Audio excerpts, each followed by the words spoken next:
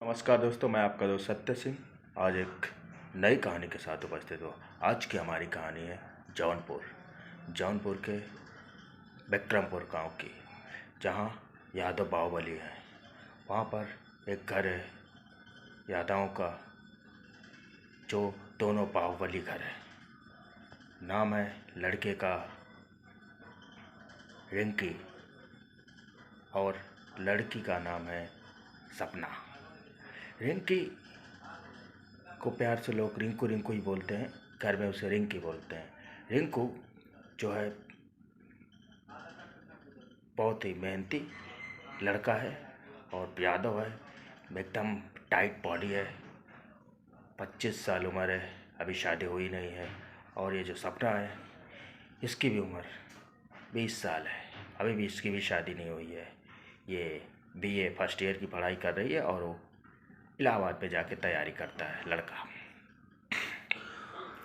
अब दोनों शादी के लिए घर आई हुई है, मतलब उनके घर में शादी है, सपना के घर में, सपना के बड़ी बहन का।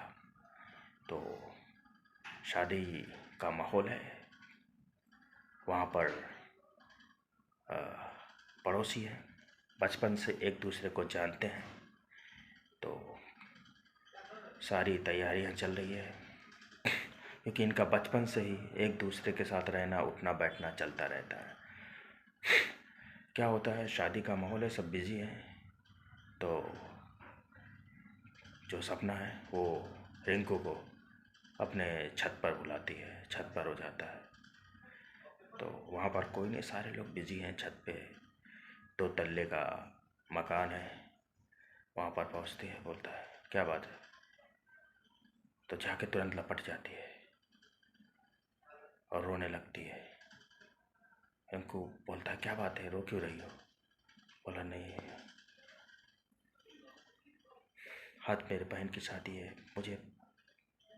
मुझे इस तरह नहीं जीना है जिस तरह मेरी बहन की शादी हो रही है। वो भी किसी लड़के से प्यार करती थी, लेकिन आज उसकी शादी मेरे माता पिता ने, आगे चल के मेरी भी शादी करवा देंगे, लेकिन मैं सिर्फ तुमसे शादी करना चाहती हूँ। बोलता है ये कैसे हो सकता है, हम दोनों तो पड़ोसी हुए हैं, इसमें तो बहुत जानते हैं हमारे तुम्हारे घर में कितना पंगा हो जाएगा, झगड़ा हो जाएगा, वैसे भी ज़्यादा पटती नहीं है। बोला मैं ये सब सुनना ही नहीं चाहती हूँ, मुझे सिर्फ तुमसे शादी करना है। दोनों बातों बातों में एक दूसरे से लपट जाते हैं और गाल वाल चूमने लगते हैं। सपना एकदम सजी धजी है, क्योंकि साड़ी में बहन की शादी है, तो एकदम सज धज के बहुत ही खूबसूरत लग रही है। और रिंकू भी एकदम मस्त है, उसको देख के एकदम वो हो जाता है। और जब दोनों एक दूसरे से लपट जाते तो रिंकू जो है उसका मूड बन जाता है और बोलता है कि देखो अभी बर्दाश्त नहीं हो रहा है। सपना बोलती नहीं नहीं, मैं अभी जा रही हूँ नीचे, बस इतना ही। बोला नहीं नहीं, तो सपना को हाथ पकड़ के जाने नहीं देता है और दोनों छत पे ही कांड कर देते हैं, मतलब दोनों में शारीरिक संबंध बन जाता है। उसके बाद सपना चली जाती है, वो भी चले जाते हैं। कल सुबह बहन की विदाई होती है, सब कुछ होती है। उसके बाद अब रोज छत पे ही, क्योंकि छत दोनों का सटा हुआ है, छत पे ही रोज यही सिलसिला चालू हो जाता है। एक दिन सपना की माँ को शक होता है, शक तो पहले ही से था होता है, और वो छत पे जाती है, दोनों को रंगे हाथ पकड़ लेती है। जब पकड़ लेती है तो वहीं पर सपना को बहुत मारती है और मारते हुए घर पर लेकर आती है। बोला तुमने, अगर मैं ये बात तुम्हारे पिताजी को बता दूंगी तो क्या होगा? वो बताती नहीं है, उसको मारती है बहुत। फिर ये जो रिंकू है, ये दोनों मतलब पड़ोस में ही है, तो इसको भी बहुत महसूस होता। बोलता मैं इलाहाबाद जाता हूँ, लेकिन लड़की बोलती नहीं। दोनों मिलते हैं फिर छत पे, दोपहर का वक्त है, तकरीबन 12-1 बज रहे हैं। उसके बाद सपना बोलती मुझे भी इलाहाबाद चलना है। बोला नहीं, क्योंकि मेरे पेट में तुम्हारा बच्चा है। वो तो और चौंक जाता, बोलता है क्या हुआ? बोला नहीं चलो अबॉर्शन। बोला नहीं, अब तुम मुझसे सिर्फ शादी करो। अब क्या होता है, वो दोनों भाग जाते हैं इलाहाबाद।